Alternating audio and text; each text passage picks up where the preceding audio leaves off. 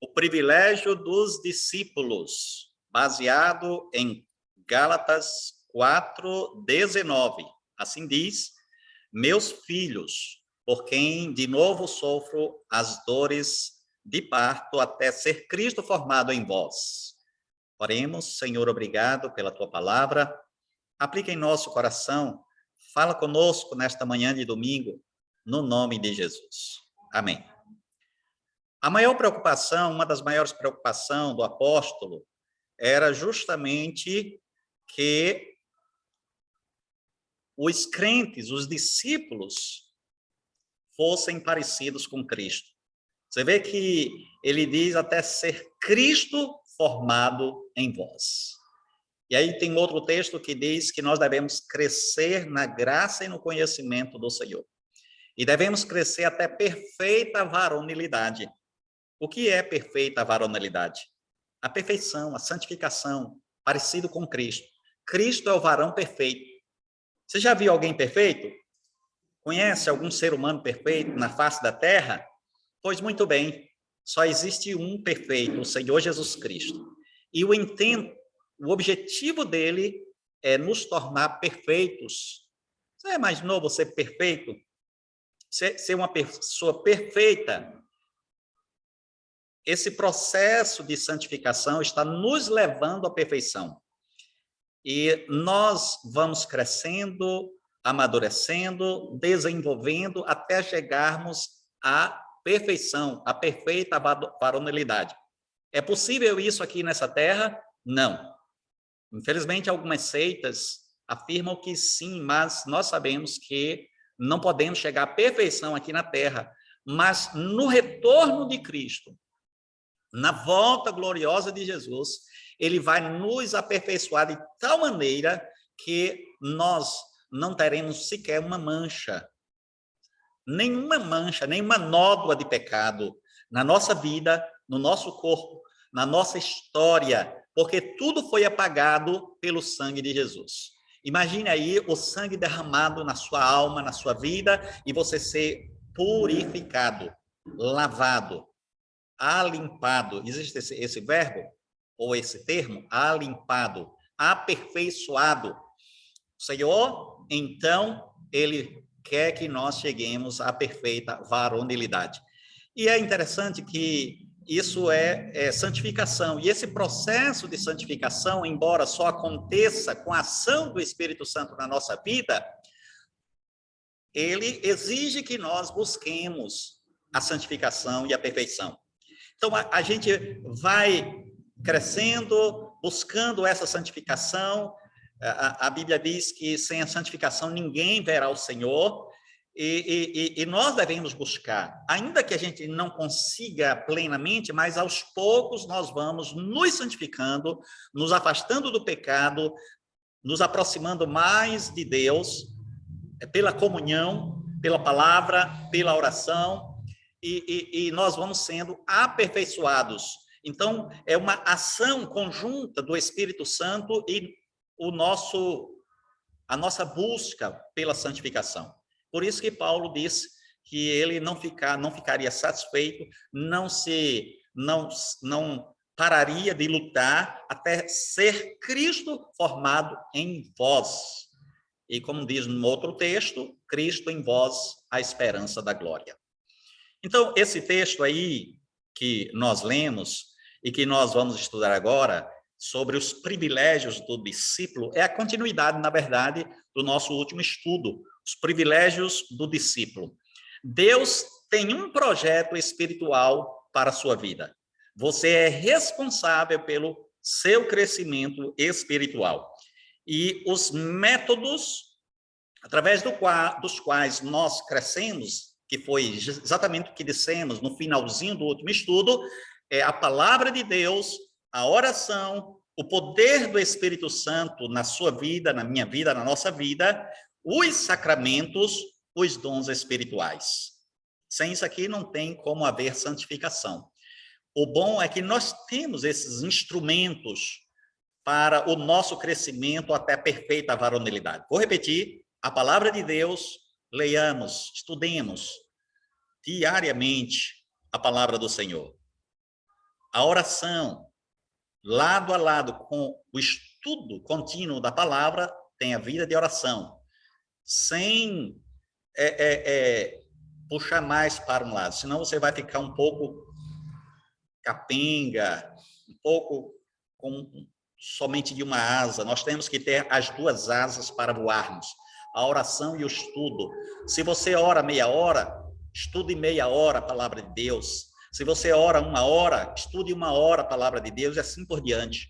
Vamos equilibrar esse negócio aí para nós sermos cristãos equilibrados, maduros e não sermos cristãos ou secos, como nós falamos no popular, né? Sem uma vida de oração, teríamos apenas o intelecto, o estudo, porque aí não regaríamos com a oração, ou se nós só orarmos e esquecermos aqui o estudo da palavra, nós seremos cristãos supersticiosos, cristãos sem o conhecimento, e propenso a ser levados por todo o vento de doutrina.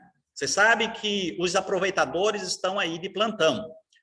Os falsos profetas, os falsos mestres, aqueles que estão aí, de alguma forma, querendo pescar, né, alguém com seus ventos de doutrinas, com seus ensinamentos errados.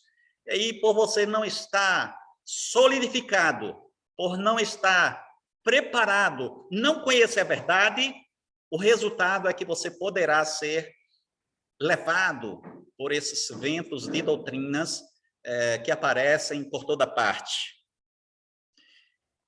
Verdades que você precisa saber.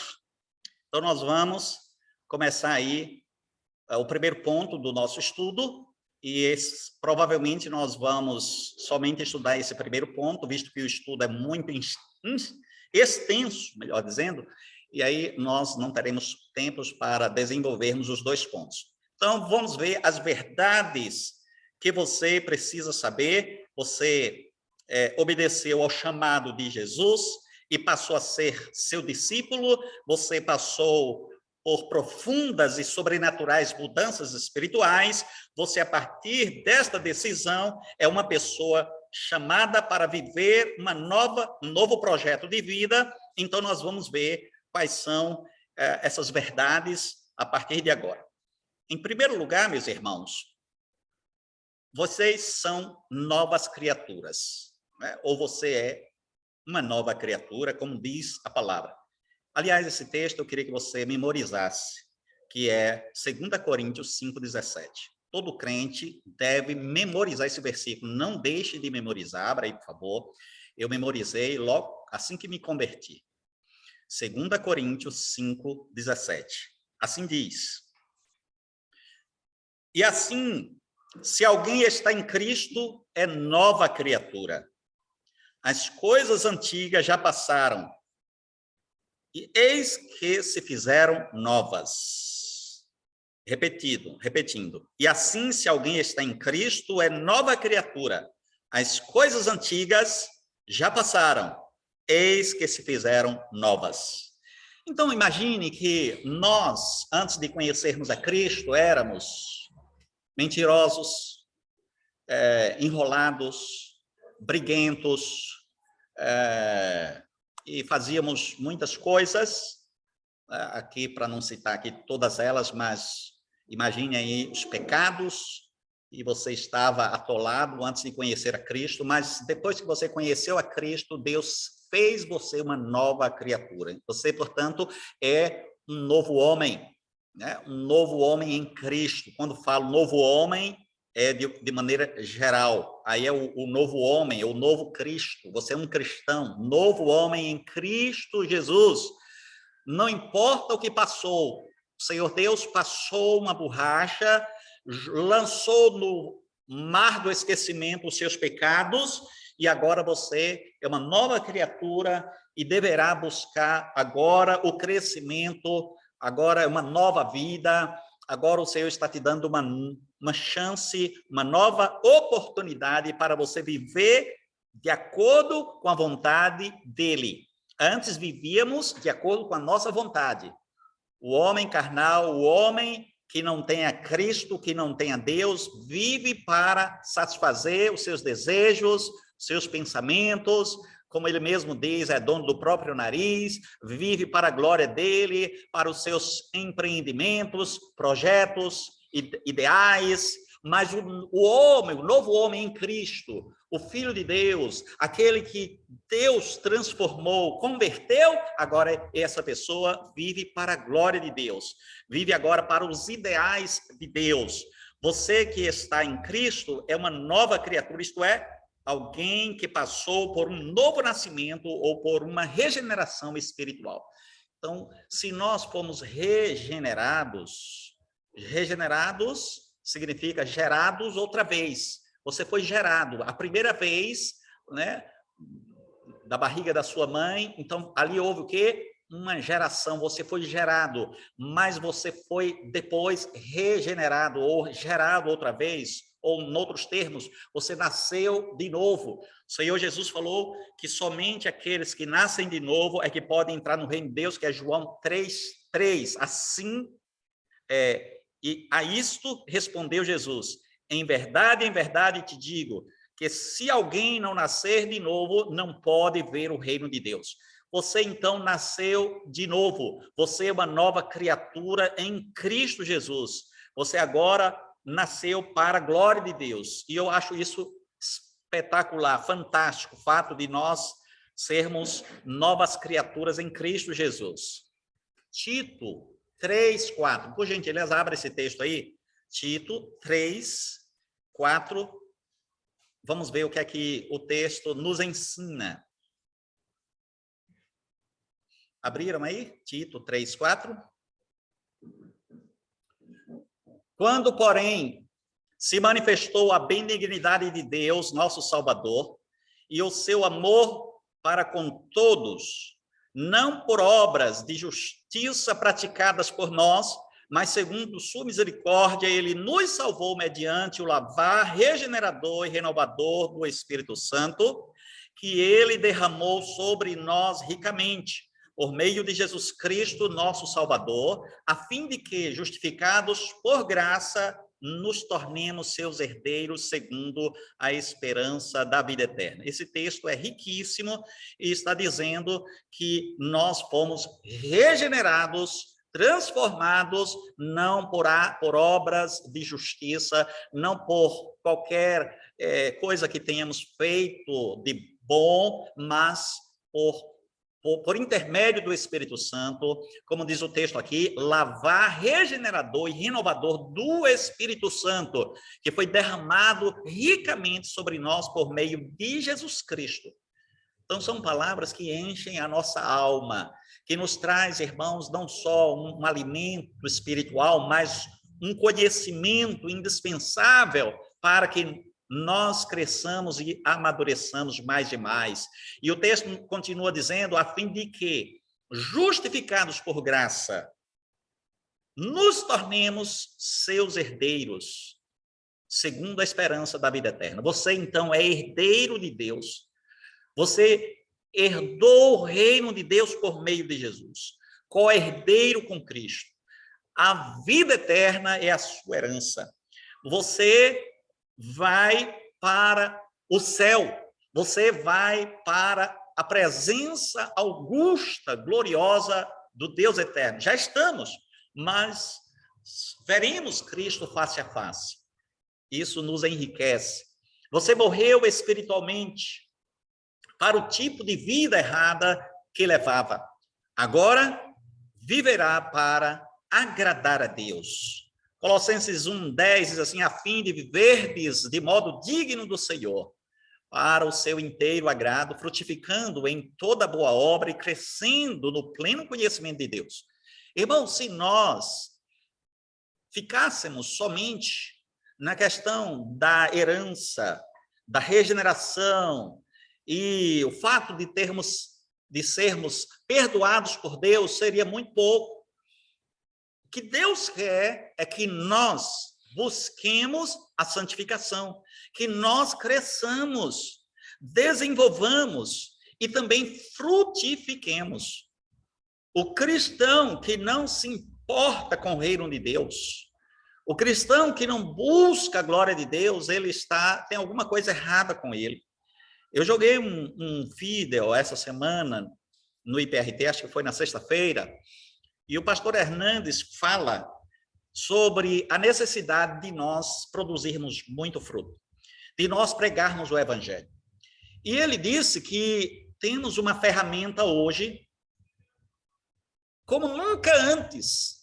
Não existe nenhum tempo na história através do qual se pregou tanto o evangelho e que tem alcançado um número maior de pessoas como nos dias de hoje. E aí ele diz que foi convidado para pregar num encontro de mulheres. Tinha, em média, 100 mulheres desse encontro lá, numa igreja em São Paulo. Só que foi gravado e jogado na internet aquela mensagem. Se não tivesse sido gravada a mensagem, o estudo que ele fez, e não tivesse sido jogado na internet, morreria ali. E ele disse, eu esqueceria da mensagem, as pessoas que participaram aqui esqueceriam da mensagem, e pronto. Mas jogou na internet e, algum tempo depois, tinha milhares e milhares e milhares de visualizações. E eu fui uma dessas pessoas, certamente você que também ouviu foi outra pessoa. Aproveitei também para jogar a mensagem na rádio. Então, nós não temos hoje desculpa para não pregar o evangelho. Ah, mas eu não sei pregar. Muito bem, você pode até dizer que não sabe pregar.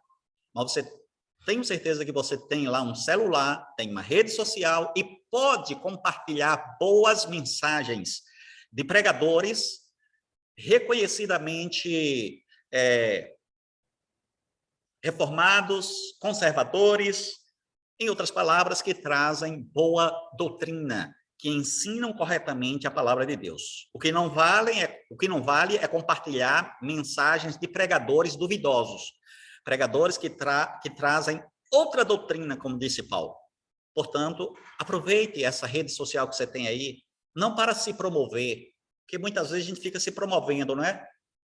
Aproveite essa rede social que você tem aí para promover Jesus, o reino de Deus, para pregar o evangelho, e imagine que tem assim uma infinidade de mensagens, de pregadores, de estudos bíblicos. Irmãos, se nós formos dar uma olhadinha na internet, vamos encontrar ricos em estudos bíblicos. Coloca lá a escola dominical, certo? Se possível, se você preferir, coloca na frente o nome do professor, do pregador, e compartilha isso na tua rede social. Vamos potencializar a difusão do evangelho. Vamos fazer isso. Nós precisamos e devemos fazer isso para a glória de Deus. Segundo lugar, você está justificado. Em outras palavras, você foi tornado justo. Você era injusto, condenado, perdido, sem nenhuma esperança de vida eterna e nenhuma possibilidade de se justificar diante de Deus, nem se defender, porque ninguém consegue escapar ao juízo de Deus e não tem ninguém que defenda alguém diante de Deus, a não ser o próprio Deus que colocou seu Filho para ser o advogado, e aqueles que têm o Senhor Jesus Cristo como advogado, essas pessoas são justificadas, porque o pecado, o seu pecado, o meu pecado foi transferido para o Senhor Jesus Cristo. Isso chama-se justificação. Você foi tornado justo. Um juiz santo, perfeito, justo, no trono, colocou o réu na sua frente. O réu sou eu, o réu é você. E não tinha como não condenar este réu. O que ele fez?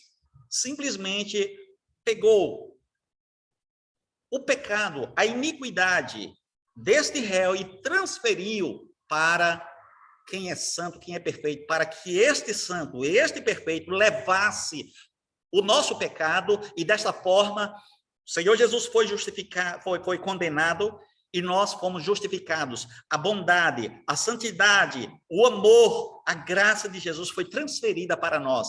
É como se nós fôssemos purificados, alvejados pelo sangue de Jesus. E a nossa impiedade, a nossa iniquidade foi jogada sobre Jesus. Então, o peso que era para vir sobre nós, a mão pesada de Deus, o juízo de Deus que estava vindo contra nós, foi desviada para o Senhor Jesus Cristo. Isso é justificação. Olha como diz lá em Romanos 5:1, justificados, pois, mediante a fé, temos paz com Deus por meio de nosso Senhor Jesus Cristo. Você percebe que a nossa justificação foi mediante a fé em Cristo. Mas não foi uma coisa automática, foi simplesmente Deus colocou Cristo e nós que fomos justificados cremos nisso. Quem não crê que Jesus levou o seu pecado não tem como ser justificado.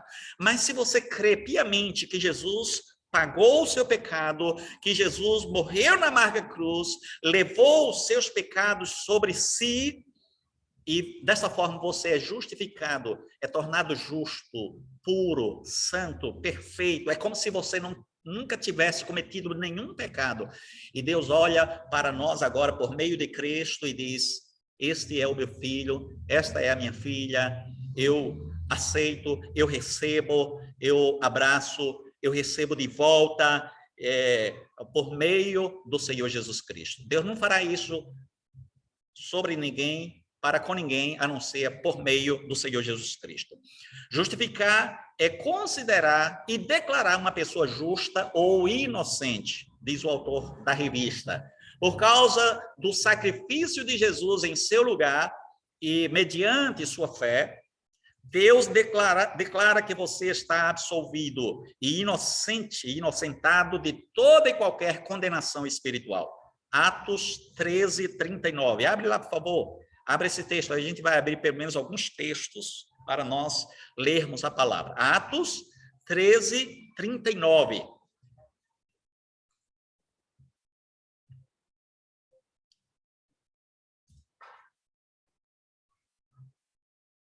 E por meio dele, todo o que crê é justificado de todas as coisas das quais vós não pudestes ser justificados pela lei de Moisés. A lei de Moisés não conseguiu justificar ninguém. Ou, em outras palavras, ninguém conseguiu ser salvo guardando a lei. A lei é boa, mas não salva. A lei apenas aponta o nosso pecado. Veja que a lei é perfeita, mas ela não consegue salvar. Aponta o nosso pecado e mostra o caminho. Olha, eu não salvo, mas eu vou mostrar quem é que salva você. É Jesus. Aí nós olhamos para Cristo, cremos em Cristo e somos salvos. Por isso que o texto diz que por meio dele aqui é Jesus, todo o que crê em Cristo, crê no sacrifício de Cristo, crê no Filho de Deus, é justificado, ou tornado justo, ou inocente. Deus inocenta aqueles que creem no sacrifício do seu Filho. Gálatas 2:16, sabendo, contudo, que o homem não é justificado por obras da lei, e sim mediante a fé em Cristo Jesus. Também temos crido em Cristo Jesus, para que fôssemos justificados pela fé em Cristo, e não por obras da lei, pois por obras da lei ninguém será justificado. Então, aqui é apenas um reforço, afirmando que nós fomos justificados por meio de Cristo, mediante a fé em Cristo Jesus, e não por obras da lei. A lei, repito, não salva, não consegue salvar, mas ela aponta o nosso pecado e mostra o caminho que é Cristo, daí porque todos precisam crer no Filho de Deus, senão continuará condenado. Veja, Deus não vai condenar as pessoas, Deus já condenou. Toda a humanidade está condenada. Já imaginou isso? Toda a humanidade está condenada, debaixo de condenação. Na hora que apagar, as luzes da vida de cada um vai direto para o inferno, exceto se a pessoa em vida creu em Jesus.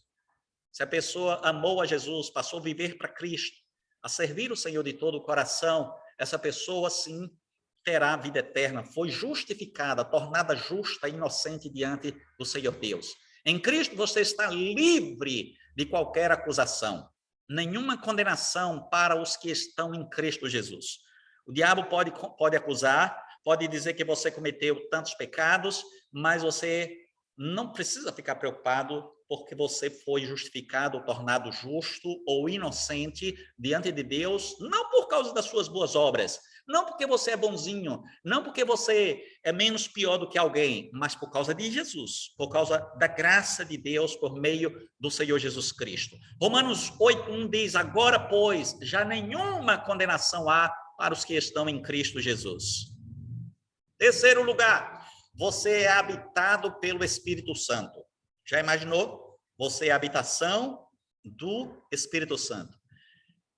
O que mais nos alegra é sabermos, irmãos, que nós não apenas fomos escolhidos por Deus, não apenas fomos justificados por meio do Senhor Jesus Cristo, né?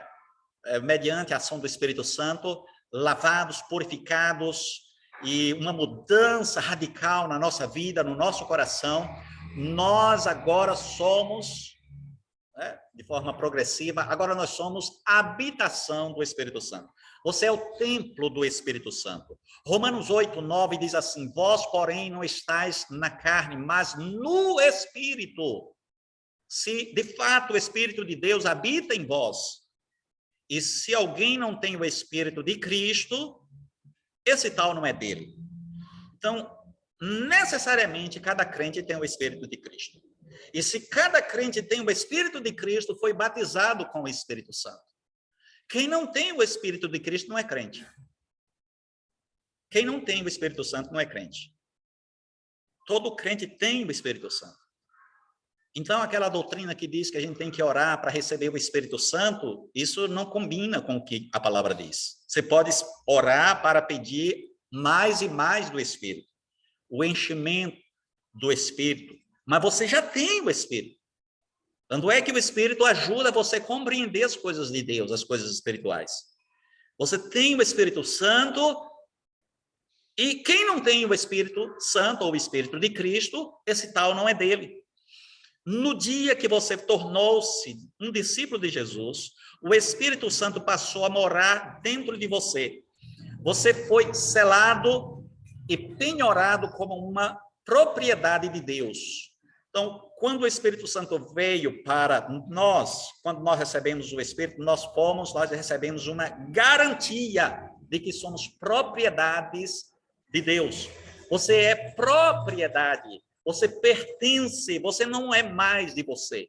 Você não é mais do mundo, você não é mais do diabo. Você agora é de Cristo, você é de Deus. Você tem o Espírito Santo. O Espírito Santo habita em você, não é disso? Lembra do corinho? O Espírito Santo habita em cada crente, em cada um de nós. Você foi selado, penhorado. Você agora é propriedade de Deus. 2 Coríntios 1:22, que também nos selou e nos deu penhor do Espírito em nosso coração. Selar é garantir, e penhor também da mesma forma. Então, nós somos garantidos, nós temos a garantia de que vamos para o céu, de que pertencemos a Deus por meio de Cristo e temos o Espírito Santo. Essa garantia é o Espírito Santo que está em nós. Efésios 1:13, eu queria que você abrisse esse texto aí, é um texto também muito rico. Efésios 1:13 e 14, por favor, abra aí e nós vamos ler esse texto. Se alguém tiver alguma pergunta, pode fazer, tá certo? São mensagens, ensinamentos elementares, mas que é importante. Paulo disse que não se cansava de falar as mesmas coisas e nós não devemos nos cansar de aprender as mesmas coisas. Isso é bom para cada um de nós. Efésios 1:13 diz assim: em quem também vós, depois que ouvistes a palavra da verdade, o evangelho da vossa salvação, tendo nele também crido, fostes selados com o Espírito Santo da promessa, o qual é o penhor da nossa herança, até o resgate da sua propriedade em louvor da sua glória. Então, aqui é apenas um reforço do texto lido anteriormente, que quando nós cremos na palavra de Deus, no evangelho que nos salvou, nós que cremos em Cristo, fomos selados, fomos carimbados, recebemos o selo do Espírito Santo, o Espírito Santo da promessa, ou o Espírito Santo que foi prometido pelo Senhor Jesus Cristo, o qual é o penhor, o qual aí é o Espírito Santo, o penhor da nossa herança, a garantia de que nós herdamos o reino de Deus, de que nós herdamos o céu, até o resgate da sua propriedade, isto é, quando nós sairmos deste corpo e formos para a sua glória, como diz o texto, em louvor da sua glória. O seu corpo passou a ser santuário do Espírito Santo. 1 Coríntios 6,19 diz assim: acaso não sabeis que o vosso corpo é santuário do Espírito Santo, que está em vós, o qual tendes da parte de Deus, e que não sois de vós mesmos? Portanto, o seu corpo, meu irmão, minha irmã, não é de você, agora é propriedade de Deus. Daí porque nós devemos santificar o nosso corpo, devemos cada vez mais buscar esta santificação, porque é inadmissível que o corpo, que é templo do Espírito Santo, seja misturado com o pecado, seja nodoado, seja um espaço onde habita o Espírito Santo e ao mesmo tempo o pecado. Onde existe um corpo, uma vida envolvida com coisas escusas, com pecados, o Espírito Santo não habita. Portanto, nós devemos nos santificar cada vez mais para o nosso Deus. A presença do Espírito Santo habitando no seu coração revela a sua união com Jesus, como diz 1 de João 4,13. Nisto conhecemos que permanecemos nele, e ele em nós, em que nos deu o seu Espírito Santo. Aqui os argumentos, a tentativa aqui do autor é realmente nos convencer de que nós temos o Espírito Santo. E o fato de nós sabermos que temos o Espírito Santo nos leva, nos impulsiona a vivermos cada vez mais para a glória de Deus, a nos preocuparmos com as coisas espirituais, porque quem vive apenas voltado para as coisas desta vida, realmente está na carne ainda. Lembra da mensagem que foi dada aqui anteriormente? Pedro chega e começa a repreender Jesus. Eu pergunto a você, quem é Pedro para repreender Jesus? Ou para ensinar a Jesus? Quem sou eu? Quem é você? Quem somos nós? Para darmos o nosso palpite diante de Deus? Nós somos meros discípulos, somos filhos. Estamos aqui para aprender e não para ensinar. É Deus que nos ensina, não nós. Quem se preocupa apenas, quem fala, como Pedro falou, está preocupado apenas com as coisas deste mundo.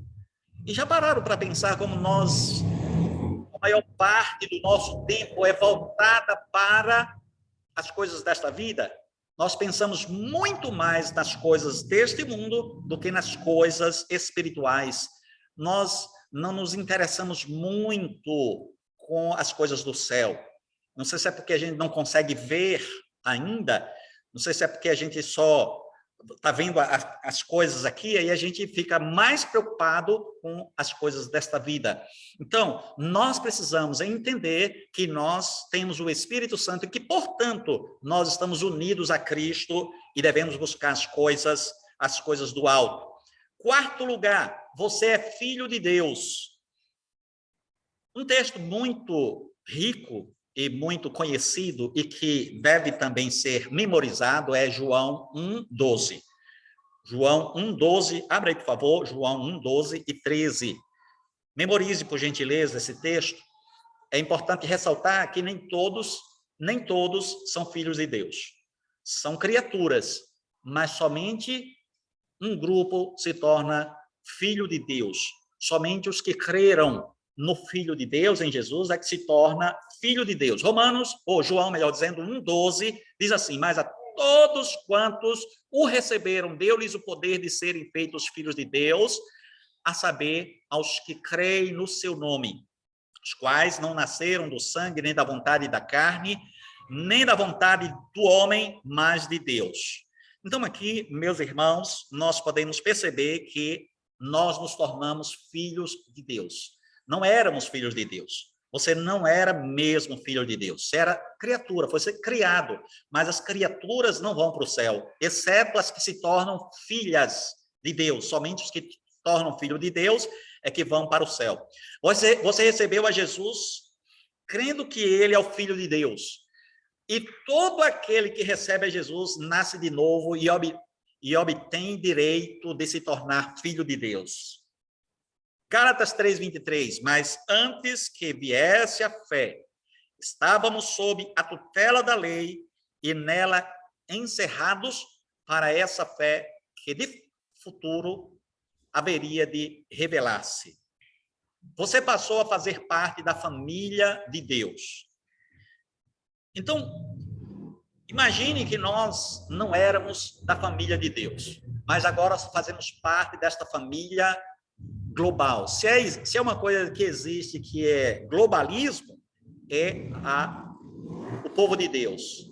O termo globalismo, na verdade, foi cunhado mais propriamente para os últimos acontecimentos por parte, né, da esquerda, dos inimigos do reino, que estão tentando, né, dos anticristos, que estão tentando formar um governo mundial, uma única religião, e aí tem o globalismo no comércio, globalismo na religião, globalismo no governo e assim por diante. Mas o verdadeiro globalismo é o cristianismo, porque o cristianismo alcançou a hegemonia, o privilégio de abarcar todo o planeta, embora muitos que se digam cristãos, aí há que se duvidar.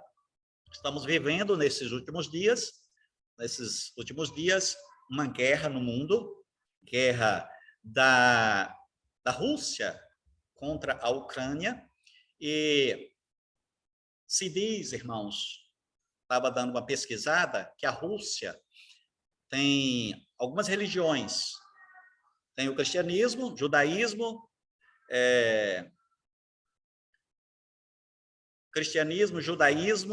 e outras poucas religiões.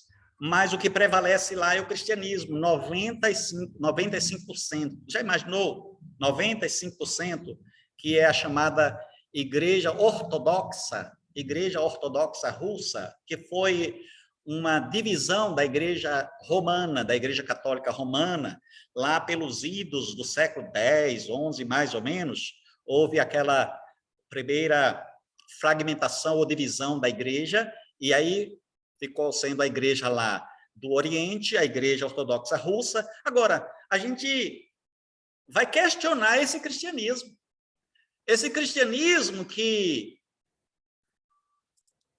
aquelas pessoas defendem algumas ideologias boas, diga-se de passagem, do cristianismo, mas não respeita o ser humano, não respeita a autonomia das nações. E isso é muito, muito triste, é patético. Nós pensarmos, imaginarmos que pessoas que se dizem cristãs, que se dizem seguir a palavra de Deus, mas que não andam pela verdade, pela palavra. Então, nós somos da família de Deus. Cada um de nós faz parte desta família gigantesca, mundial, a família cristã.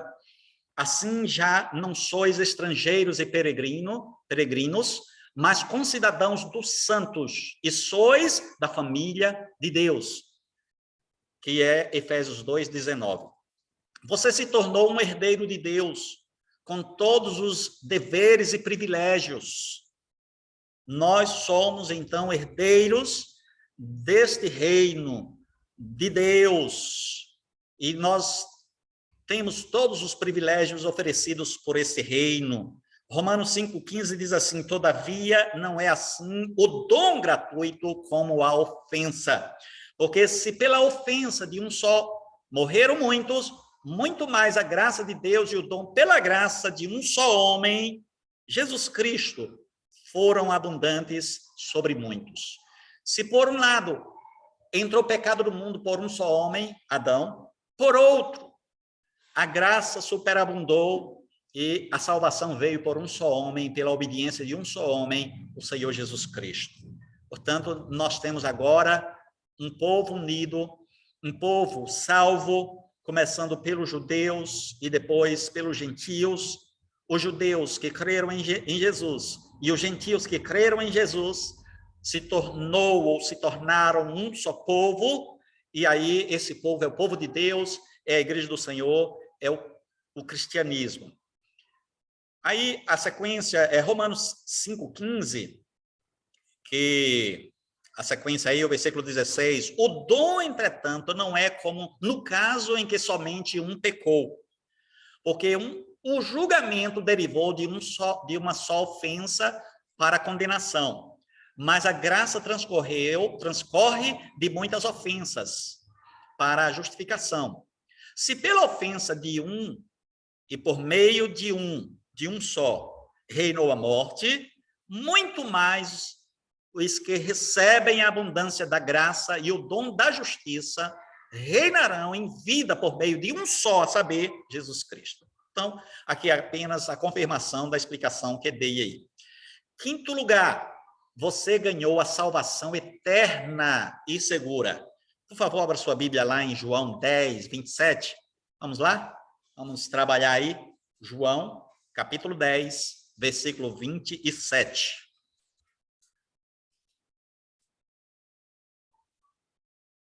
Diz assim o texto: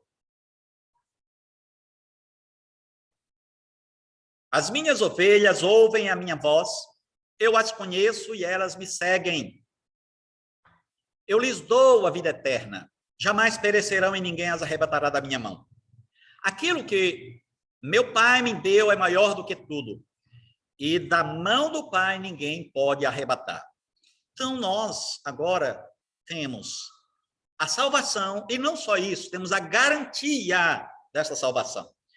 Então, meus irmãos, uma mensagem, um ensinamento equivocado, antibíblico, que diz que o crente perde a salvação, sinceramente, não vale a pena nem dar ouvido. O crente não perde a salvação, certo? Se alguém lhe disser que um crente perde a salvação, é porque ele não conhece esse texto aqui. Se alguém perdeu a salvação, perdeu, na verdade, o que não tinha. Ninguém perde o que não tem. Na verdade, a pessoa nunca foi crente. Estava no nosso meio. Mas por que saiu do nosso meio? Porque não era dos nossos, como diz 1 de João. Estava no nosso meio, mas saiu do nosso meio porque não era dos nossos. Ou não era uma pessoa regenerada. Nunca foi salvo, nunca foi liberto. Aquele que é salvo, salvo para sempre. E saiba que essa pessoa será salva para sempre, não pela sua capacidade, não porque é um super crente, não porque consegue perseverar, mas porque o Espírito Santo garante, sustenta, preserva. E o próprio Senhor Jesus fala que ninguém consegue nos arrebatar das mãos dele. Você está seguro nas mãos de Cristo. Eu lhes dou a vida eterna, jamais perecerão, e ninguém as arrebatará da minha mão, disse o nosso Senhor Jesus Cristo. E ainda mais, aquilo que o Pai me deu, ou aquele que o Pai me deu, é maior do que tudo. O Pai é maior do que tudo. E da mão do Pai, ninguém pode arrebatar. Então, como é que um crente pode perder a salvação? Então, vamos anular esse texto aqui. Então, vamos tirar esse texto das Escrituras, o que é impossível. Um crente, crente para sempre, crente firme. Um crente pode até pecar, pode até vacilar, pode até tropeçar e pode até cair, mas ele não ficará prostrado. Deus vai levantá-lo, o Senhor vai resgatá-lo, vai trazê-lo de volta. O que, na verdade, nós precisamos é perseverar na presença do Senhor e fazer sempre e andar sempre com Ele. Se você foi salvo por Deus, por intermédio de Jesus Cristo, você jamais perderá a salvação. Esta segurança não reside na sua capacidade de perseverar, mas na imutabilidade de Deus. Romanos 11, 29 diz, porque os dons e a vocação de Deus são irrevogáveis. O Senhor Deus é imutável e ele não vai revogar a palavra dele. Já imaginou? Você está salvo agora, mas daqui a pouco não está mais. porque você pecou. A bem da verdade, o diabo, ele se aproveita da nossa fraqueza, especialmente daqueles que são novos convertidos. E por não conhecer a palavra, ele vai chegar e jogar na cara e dizer assim, tá vendo aí, você pecou, tá salvo mais não, viu? Deus não lhe ama, Deus não lhe quer, caia fora. E aí, por não conhecer a verdade, o novo convertido pode realmente entrar num desespero, como aconteceu comigo, quando eu era novo convertido, por ter vacilado, pecado, achei que não estava mais salvo, e entrei num processo muito difícil, doentio na minha vida. Foi um processo assim muito terrível, né? Uma doença espiritual, por acreditar, digamos assim, nas mentiras do diabo. Até que Deus, graciosamente, veio ao meu encontro.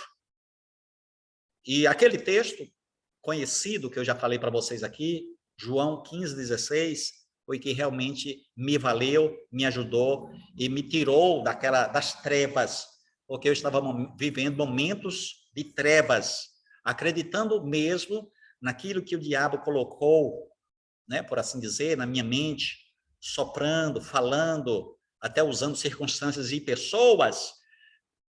E eu cheguei a acreditar que Deus não me aceitava mais, não me amava mais e nem me aceitava no seu reino. Mas o texto diz assim: não me escolhestes vós a mim, mas eu vos escolhi a vós outros e vos nomeei para que vades e deis fruto e o vosso fruto permaneça, a fim de que tudo quanto pedirdes ao Pai em meu nome, ele vos conceda. Então esse texto foi um lenitivo para a minha alma, foi um alimento, foi assim um divisor de águas na minha vida. Quando eu li aquele texto, aliás, eu nem conhecia muito pouco da Bíblia. Parece que foi a primeira vez que eu li aquele texto, João 15:16. Eu realmente fiquei regozijado, maravilhado, e comecei a louvar o Senhor, a glorificar o Senhor. Literalmente, foi numa madrugada, numa madrugada. Eu comecei a cantar louvores, comecei a exaltar o nome do Senhor, e o Senhor me libertou das acusações do diabo, e o Senhor me renovou e me fortaleceu. Porque os dons e a vocação de Deus são irrevogáveis. Romanos 11:29. Filipenses 1:6 diz assim: estou plenamente certo de que aquele que começou boa obra em vós há de completá-la até o dia de Cristo Jesus. Você pode se desviar da fé e ter dúvidas acerca da sua salvação, mas nada disso arrancará você da mão do Pai. Somente Ele é poderoso para guardar o nosso tesouro e nos levar salvo para a eternidade, como diz 2 Timóteo 1:12. E por isso estou sofrendo estas coisas. Todavia, não me envergonho, porque sei em quem tenho crido e estou certo de que Ele é poderoso para guardar o meu depósito até aquele dia. É Deus que nos preserva, irmãos, nos seus caminhos. É Ele, somente Ele. 2 Timóteo 4:18 diz: o Senhor me livrará também de toda obra maligna e me levará salvo para o seu reino celestial. A Ele glória pelos séculos dos séculos. Amém. Alguma dúvida, alguma pergunta para nós podermos orar neste momento?